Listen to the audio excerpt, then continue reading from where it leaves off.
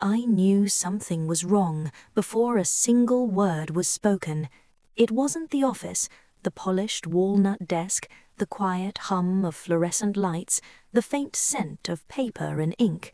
It wasn't even the folder placed too deliberately in front of me.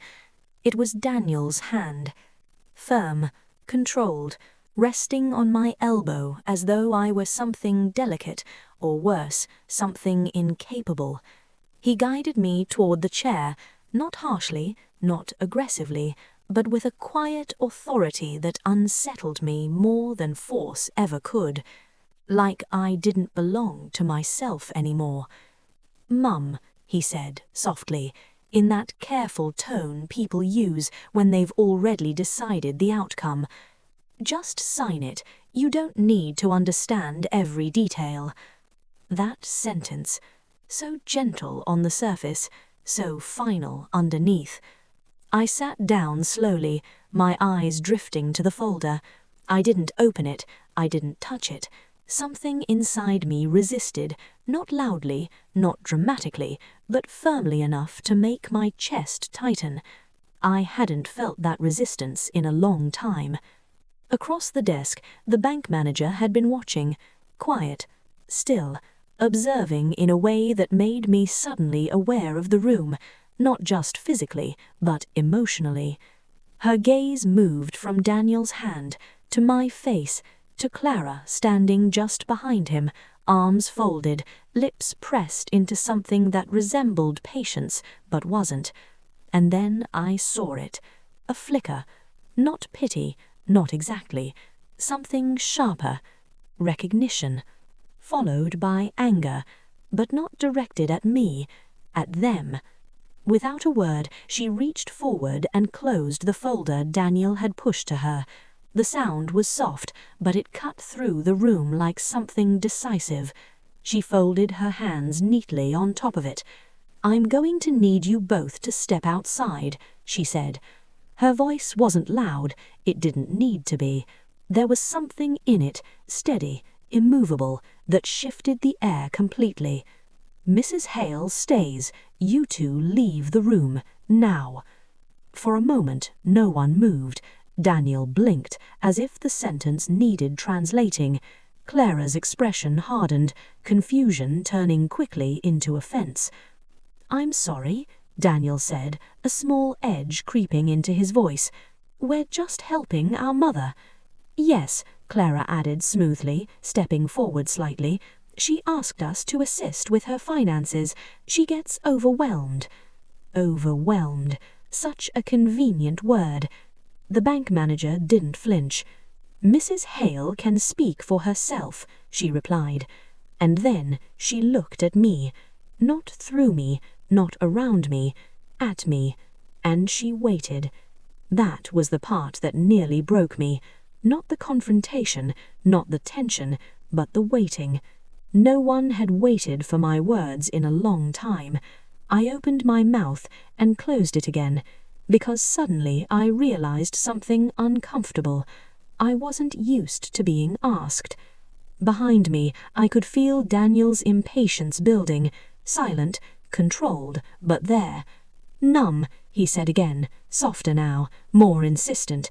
"It's just a form. We've already explained everything." We. Always we, as if I were no longer part of that equation. The bank manager didn't take her eyes off me. "I'll need you to step outside," she repeated, this time without room for interpretation. Something shifted then. A crack. Daniel exhaled sharply, frustration slipping through his composure. "This is unnecessary," he muttered. "We're her family." "And I am her banker," she replied calmly. "Please step outside." Clara hesitated a moment longer, her eyes scanning the room, calculating, measuring, deciding whether to push further. Then she turned. "Fine," she said tightly. "We'll wait outside." Daniel lingered half a second longer, his gaze locking onto mine. A warning, a question, maybe even disbelief. Then he followed. The door closed behind them with a quiet click, and just like that, The room changed. The silence that followed wasn't empty. It was relieving, like stepping out of a crowded space into fresh air. I sat very still, listening to my own breathing. It sounded unfamiliar. "I'm 74, I said finally, my voice quieter than I intended, but I've never felt as old as I did walking into this office. The bank manager's expression softened, but not with pity, with understanding. "And right now?" she asked gently. I looked down at my hands resting in my lap. Thin, veined, older, yes, but steady. "Right now," I said slowly, "I don't feel old at all." I looked back up, just awake. She nodded, as if that answer mattered, because it did. "Mrs. Hale," she tapped the folder lightly, "do you know what they wanted you to sign?" I hesitated, not because I didn't want to answer, but because I already knew the truth of it. "No," I admitted, "they said it was for my protection." The bank manager inhaled quietly, choosing her words carefully. "This document," she said, "would give your son full, unrestricted access to your investment accounts." The words settled heavily in the room. Unrestricted. I felt something tighten in my chest, not fear, not quite anger, something deeper. Recognition. Memory stirred. My husband at the dining table, years ago, his hands trembling slightly as he balanced the books. "Check it again," he used to say, "not because I doubt you, but because I trust you." 40 years. 40 years of managing accounts, tracking expenses, calculating risks, and now, too old to understand money? I almost smiled, not out of humor, out of clarity. "I didn't ask for this," I said quietly. "I believe you," she replied immediately. No hesitation, no doubt. "And you're not the first." That sentence lingered. Not the first. How many others had sat in this same chair, trusted too easily, dismissed too quickly? I folded my hands together, studying them for a moment. When did my children decide these hands no longer belong to me? When did it start? I asked, more to myself than to her. She didn't answer. She didn't need to, because I already knew the truth of it. It hadn't been sudden. It never is. It was gradual, subtle. Clara offering to organize my bills, Daniel stepping in during conversations, finishing my sentences. Small things, harmless things, until they weren't. "Do you want to continue without them?" she asked. I nodded. Words felt unnecessary. Outside the office, I could hear them, muffled voices, sharp, irritated, arguing, no doubt, about the interruption, about the inconvenience, about me. Let them. For once, I wasn't the one trying to smooth things over. For once, I wasn't apologizing for needing time. The bank manager stood. "I'll get you some water." When she left, I allowed myself to exhale, a real one, deep, uncontrolled, the kind you don't realize you've been holding in. I looked at the closed folder, not with fear, with clarity. Something had shifted, not dramatically, not loudly, but undeniably. The truth was simple. I wasn't confused, I wasn't fragile, and I wasn't theirs to manage. I was Margaret Hail, and for the first time in years, I had begun to awake. When I returned home that afternoon, the house felt different, not unfamiliar, but aware, as if it had been waiting.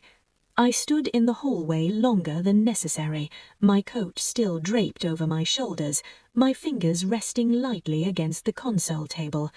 This used to be where I placed his letters, carefully, always in the same spot. It's strange how silence can greet you, not warmly, not coldly, but expectantly, like it knows something you haven't said out loud yet. I removed my coat slowly. That night, sleep never truly came. It hovered at the edges, light, fragile, easily broken. Every time I drifted, something pulled me back. A thought, a memory, a sentence I hadn't allowed myself to finish before. By 3 in the morning, I stopped pretending. I rose quietly, the house wrapped in that deep echoing silence that only exists before dawn. Even the clock seemed to tick more carefully, as if it understood this was not a night for interruptions. I wrapped my robe tightly around me and walked to the dining table. The envelopes were still there, unopened, waiting. It struck me then how long they had likely been waiting.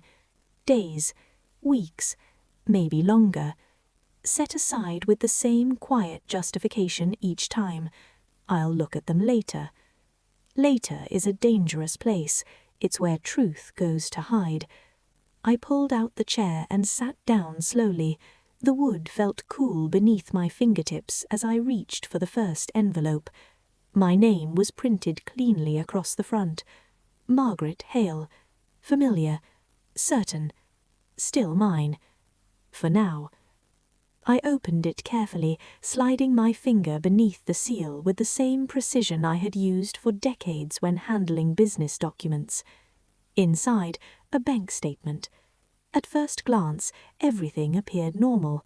Balances, transactions, routine, comforting even.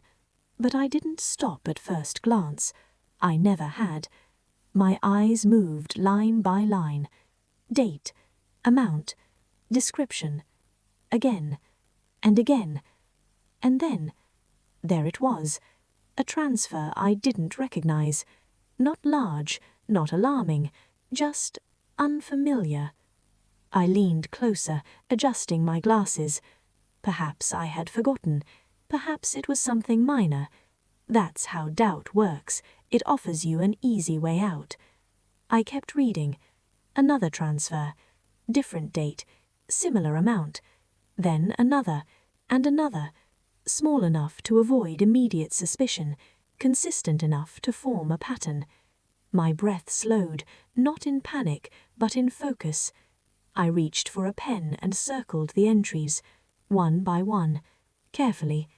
The page began to change in front of me, not just numbers anymore, but signals, intentions, decisions made without me. I set the paper down flat against the table and pressed my palm lightly over it. Not shock, not yet. Recognition. A quiet voice inside me spoke, calm and unwavering. You knew something was wrong. The next envelope waited. I opened it more quickly this time. Insurance documents, policy updates, revisions. I scanned the page and felt something tighten in my chest. Changes had been made. Beneficiaries adjusted. Contact details altered. Authorization signatures included. My signature. At least, it looked like mine. But it wasn't. I stared at it longer than I should have, not because I doubted myself, but because I didn't want to accept what it meant. There's a moment when truth stands fully in front of you, where you're given a choice. Step forward, or step back into comfort. I didn't step back. That's not my signature, I said out loud. The sound of my own voice in the empty room startled me, but it also grounded me, made it real. I placed the paper aside, a new pile forming, not yet labeled, but understood. The third envelope was heavier, thicker. I opened it and felt the shift immediately. A credit statement. My name at the top, but beneath it, an account I didn't recognize, purchases I hadn't made, a balance I hadn't approved. My fingers tightened around the edge of the paper. I flipped to the next page, and the next. Then I saw it. A credit inquiry. Pre-approved. Initiated. Under my name. My address. My identity. Used. Without my consent. I leaned back slowly in my chair, the wood creaking softly beneath me. The room felt smaller now, not physically, but emotionally, like the walls had drawn closer to hear the truth unfolding. I placed both hands flat on the table, steady, grounded, deliberate. Not shock, not panic, understanding. The truth hadn't arrived suddenly, it had been building, quietly, patiently, knocking at the edges of my awareness for months. I had ignored it, reframed it, softened it, because the alternative was too heavy. But now it had walked in, and it wasn't leaving. I closed my eyes briefly, and in that darkness I heard Daniel's voice as clearly as if he were standing behind me. "We're just trying to protect you. Protect me by opening accounts in my name, by transferring money I didn't authorize, by forging my signature." The words felt different now, not reassuring, not caring, strategic. I opened my eyes again. The table in front of me had changed. It was no longer a place for tea and quiet meals. It was evidence, a record, a map of decisions made around me, without me. I stood and walked to the kitchen, not because I needed anything, but because my body needed movement. The kettle sat on the stove, familiar and dependable. I filled it with water, set it down, and turned on the heat. The soft click echoed louder than usual. As the water began to warm, a memory surfaced, uninvited, but clear.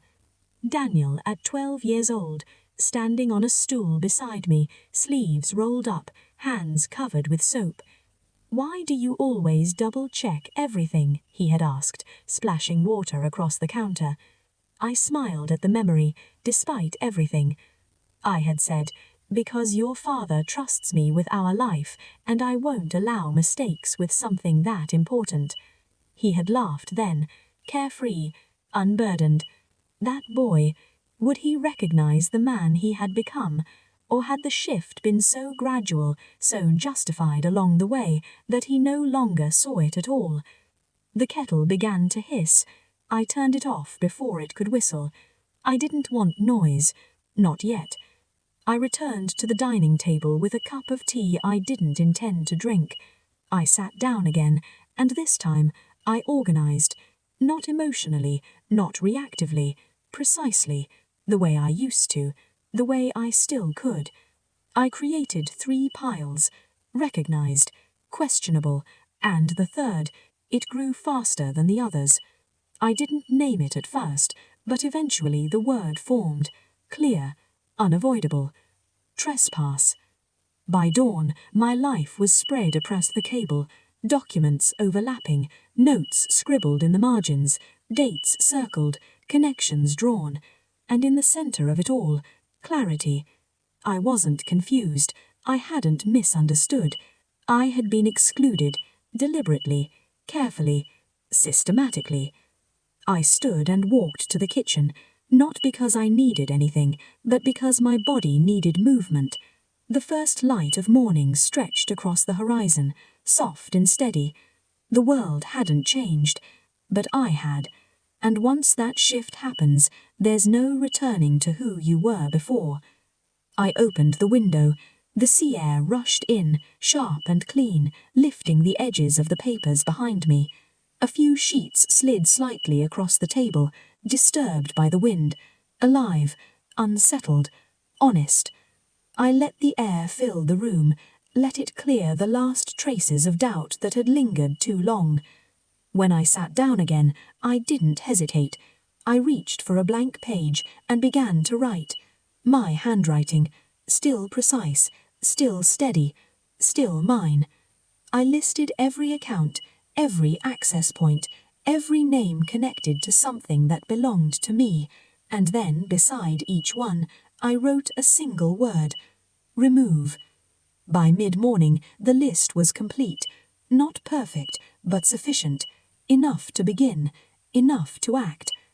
My phone vibrated against the table. I didn't need to look to know who it was, but I did anyway. Daniel, calling.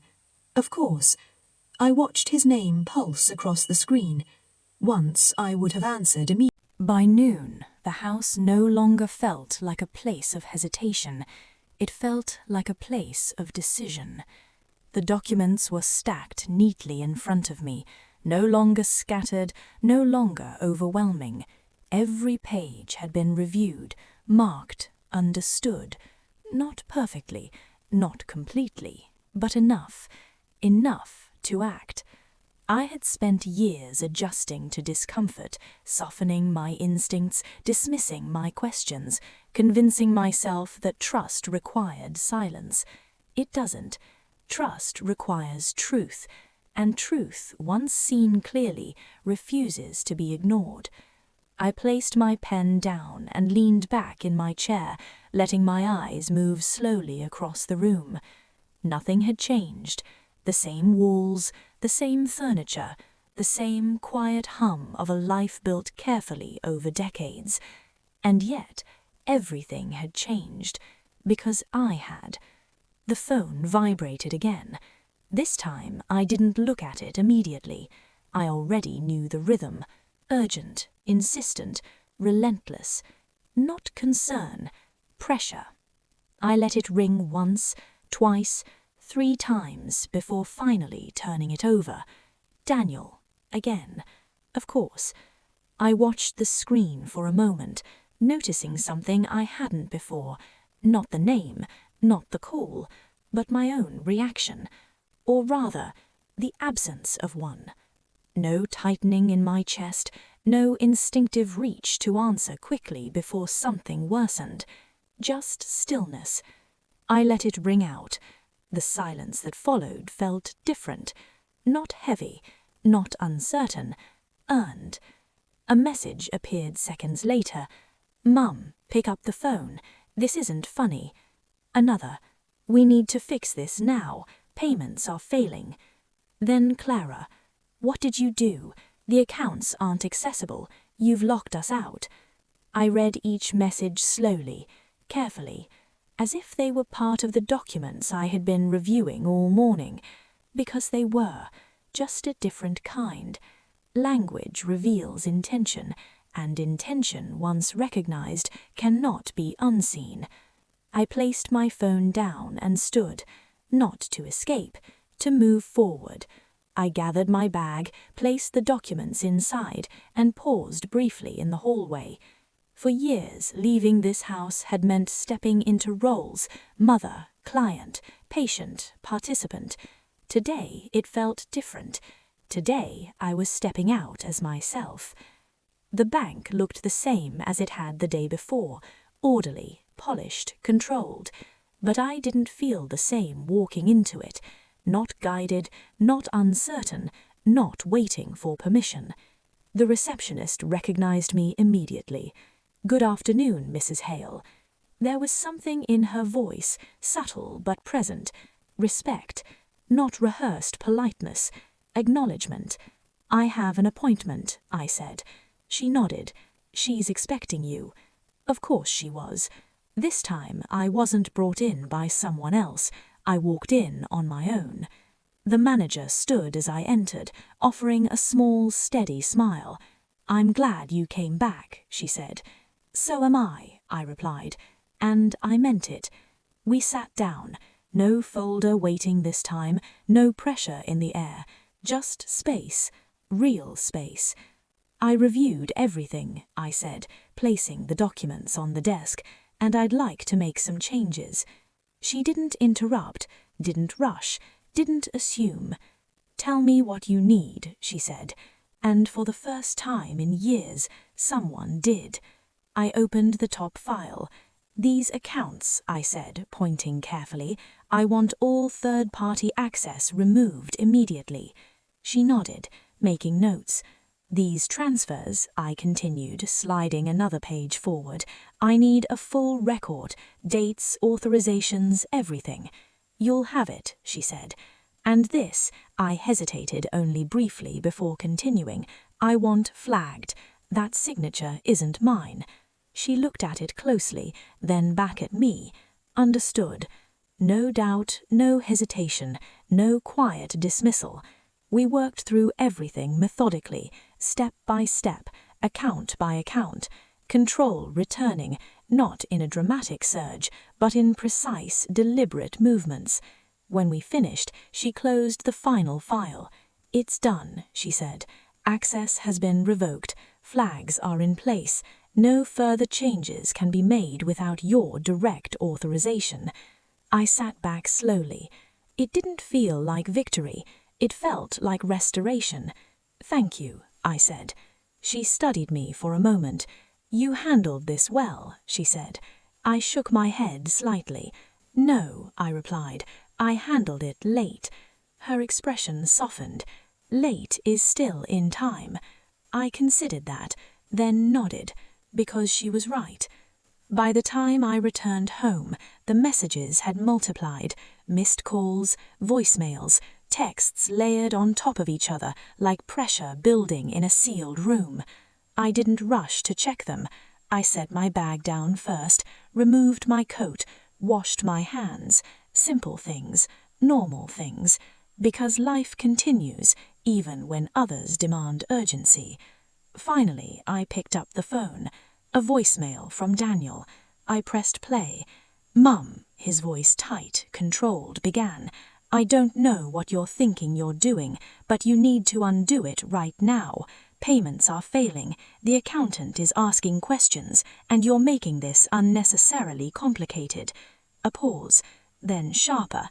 "If you don't call me back, I'm coming over." The message ended, not with concern, with a warning. I placed the phone down gently, not shaken, not angry, certain.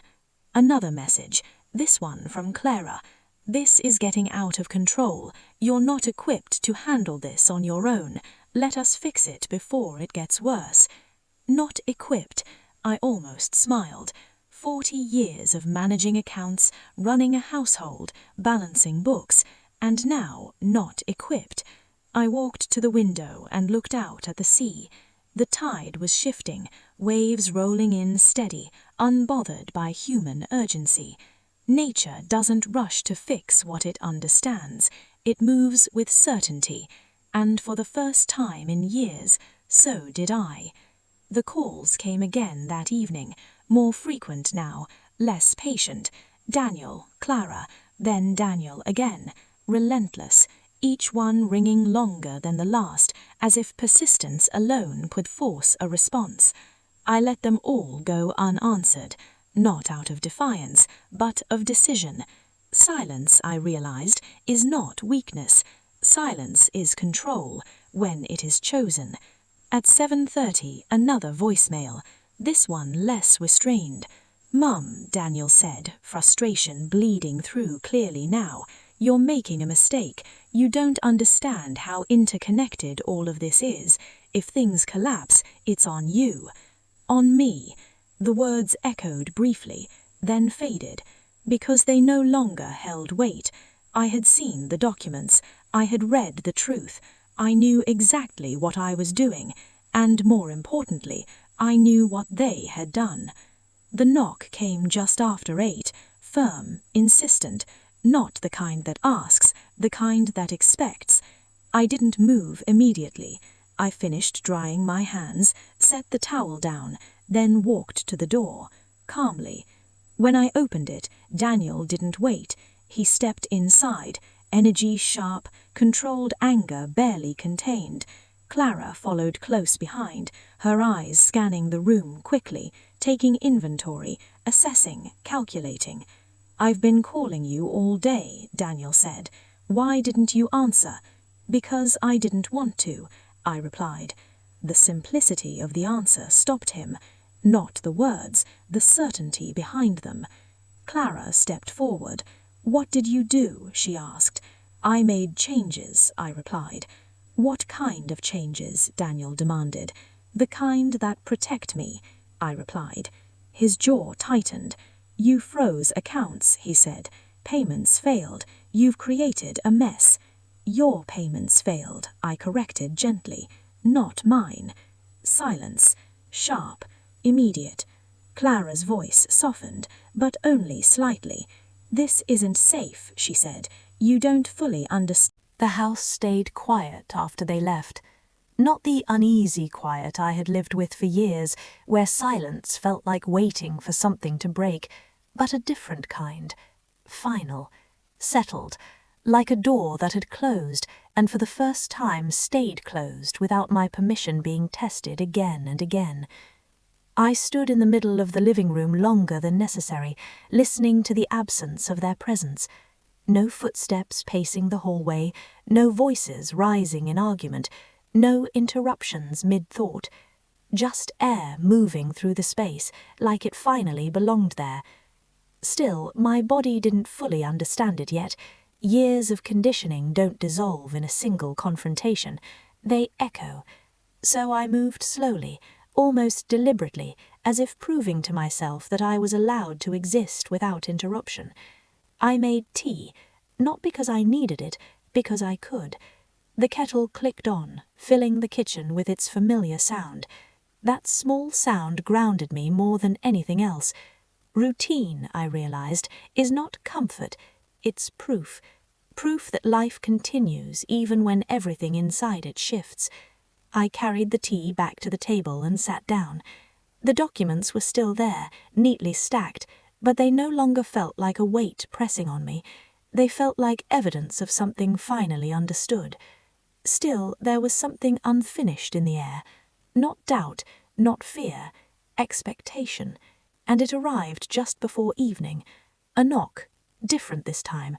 Not Daniel, not Clara. Lighter, hesitant. I opened the door. Julia stood there. Her hands were tucked into her sleeves, hair slightly windswept as if she had walked quickly. But her eyes, those eyes were steady, observing, not judging, just aware. "Grandma," she said softly. Something inside me eased at the sound of that word, not because it softened me, because it reminded me I wasn't only what they had reduced me to. "I wasn't sure if I should come," she added. "You should," I said simply. That was enough. She stepped inside.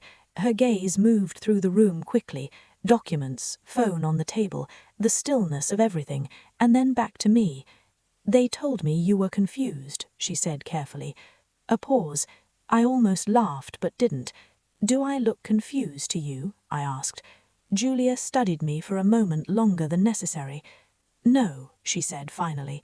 That single answer carried more weight than anything Daniel or Clara had said in days. She sat across from me, not close enough to intrude, not far enough to be distant. "Dad's furious," she said quietly. "I assumed," I replied.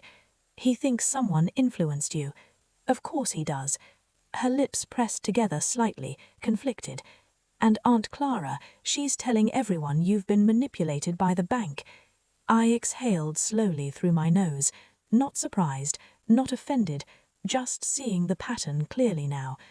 "They need a story," I said. "A story?" Julia asked. "To avoid the truth," I said.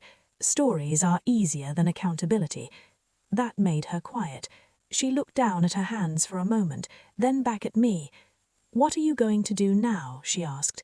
It was not asked like a challenge, it was asked like concern, like care, like she was finally speaking to me, not about me. I leaned back slightly. "I already did it," I said. Her eyes flicked toward the documents. "You mean the bank?" I nodded. "And the legal side," I added. That got her attention. "Legal?" "Yes," I said calmly. "Everything has been reviewed, access has been revoked, permissions reset, controls restored." She blinked. "So they can't—" "No," I said. "They can't." The silence that followed wasn't shock, it was realization, slow, heavy. "I didn't do it to punish them," I said after a moment. Julia looked up. "I did it to stop being used." That sentence seemed to land differently, not dramatic, not emotional, but final. She leaned forward slightly. "Do you want them out completely?" she asked. I considered that question longer than anything else that day, not because I was unsure, because I was honest. "No," I said. Her expression shifted slightly. Surprise. "No," she repeated. "I don't want absence," I clarified. "I want boundaries." A pause. "That's not the same thing." Julia nodded slowly, as if she was learning something important without expecting to. "I think they don't understand that," she said. "They will," I replied. "Eventually." There was no anger in my voice, only certainty. That night the calls began again. Of course they did, but something had changed. The urgency was still there, the pressure, the repetition, but it no longer reached the same place inside me. Daniel's voice came first, angry, controlled but slipping. "Mum, this has gone too far. You've involved lawyers. You've locked everything down without discussing it. Do you realize what you've done to this family?" Family, that word used like leverage, not connection. Clara's voicemail followed, sharper, less careful now. "This is humiliating for us. People are asking questions. The bank is treating us like outsiders. You need to fix this immediately." Fix, as if I were the problem, as if I had broken something that wasn't already fractured. I placed the phone face down without responding, not because I was avoiding them, because I had already answered them, in actions, not arguments. The next morning I went through the documents again, not because I doubted myself, but because I no longer wanted blind trust in any direction. Clarity requires review, even of yourself. Julia came again around midday. This time she brought groceries. "I didn't know what you needed," she said, placing them in the kitchen. "I don't need much." "I know," she said softly, "but I wanted to do something normal." Normal, that word felt distant in a strange way. Not lost, just redefined. We sat together in the kitchen. No urgency, no confrontation, just presence. At one point she looked at me carefully. "Do you feel guilty?" she asked. I didn't answer immediately, because the question deserved honesty, not instinct. "Yes," I said finally. A pause. "But not for what they think." "I feel guilty," I continued, "for waiting so long to trust myself." That seemed to stay with her, quietly, without needing explanation. By evening Daniel appeared again, this time alone. No Clara, no rehearsed support, just him, standing at the door like someone trying to decide whether he still had authority over the threshold. I opened it without hesitation. He didn't speak immediately. His face looked different, not softened, not resolved, just tired. "You went too far," he said again, but without the earlier sharpness. "I protected myself," I replied. He looked past me into the house, at the quiet, at the order, at the absence of chaos he expected to find. "You really changed everything," he said quietly. "I corrected it," I said. A long pause, then something unexpected. "You didn't trust me," he said. That landed differently, not as accusation, as realization. I looked him directly. "I trusted you too much." Silence. He didn't argue. For the first time, he just stood there, as if unsure what to do with a version of me that no longer folded. "I don't know how to fix this," he admitted finally. I nodded slightly. "I don't either, but that's not my responsibility anymore." That was the line. Not harsh, not dramatic, just clear. He looked at me for a long moment, and then he stepped back, not leaving, not staying, just pausing at the edge of something he could no longer control. "I'll go," he said quietly. I didn't stop him, because stopping him would have meant returning to old patterns, and I had already left them behind. The door closed behind him, not loudly, not angrily, just finally. Later that night I sat alone again, but it wasn't the same aloneness as before. This one had structure, space, respect. I looked at the table where everything had started. The documents were still there, but they no longer represented confusion or betrayal. They represented clarity earned the hard way. Julia's words lingered in my mind. "You don't look confused." No, I wasn't. I had simply stopped letting confusion be convenient for others. I stood up slowly, walked to the window. Outside, the sea moved steadily, unchanged by any of this. It didn't rush, it didn't apologize, it didn't explain itself. It simply continued. And for the first time in a long time, so did I. Morning arrived without urgency. No phone vibrating through the night, No voices bleeding through voicemail, no interruptions waiting on the edge of my thoughts. Just light, steady and unhurried, sliding across the room like it had nowhere else to be. For a long time, I stayed in bed longer than necessary, not because I was tired, but because I could afford to be still without bracing for anything. That alone felt like a small kind of healing. When I finally stood, the house greeted me the same way it had begun to after everything shifted, not with tension, not with expectation, but with space. Space I hadn't realized I was missing until I had it back. I made tea again, not out of habit this time, out of choice. The kettle clicked softly, familiar and grounding. I watched the steam rise, as if it carried something I had forgotten how to recognize, calm without conditions. The table still held traces of the past few days, documents, notes, the physical proof of a life I had finally chosen to understand instead of endure.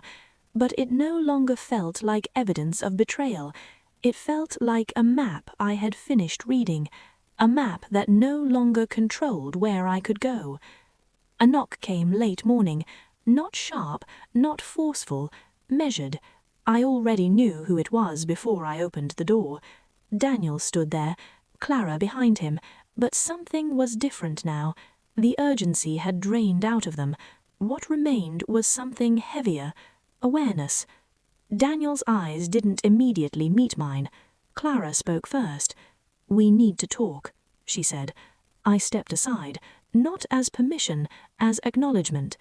They entered more slowly this time, as if unsure of the rules of the space they once moved through freely. We stood in the living room, no seating taken immediately, no demands made, just distance. Then Daniel spoke, not loudly, not defensively. "I saw the legal notice," he said. I nodded once. "Yes." Clara exhaled sharply. "This is extreme," she said, but the words lacked their earlier force. "You didn't have to escalate it like this." "I didn't escalate anything. I clarified it." Silence followed, not hostile, just unfamiliar. Daniel finally looked at me directly. "You really think we stole from you?" he asked. The question wasn't sharp anymore. It was tired. I took a breath, not out of hesitation, out of precision. "I think," I said carefully, "you convinced yourselves it wasn't stealing because you believed it was temporary." That landed, because it was close to truth, too close. Clara looked away first. Daniel didn't. "I thought we were protecting you," he said quietly. "I know," I replied, "and that's what makes it more complicated." Another pause, the kind where no one rushes to fill it. For years, I had filled every silence for them. Not anymore. "I didn't come here to fight," Daniel said finally. "Then why did you come?" I asked. He hesitated, and for the first time there was no rehearsed answer. "I don't know how to exist in this version of you," he admitted. Honesty, not weaponized, just exposed. That softened something, not in me, but in the room itself, because truth, even when uncomfortable, creates air. Clara finally spoke again. "Are you cutting us out completely?" she asked. The question carried something older underneath it. Fear, not of losing access, of losing place.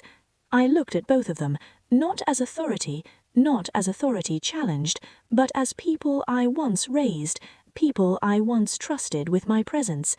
"I am not erasing you. I am removing your control over me." A pause. That is not the same thing.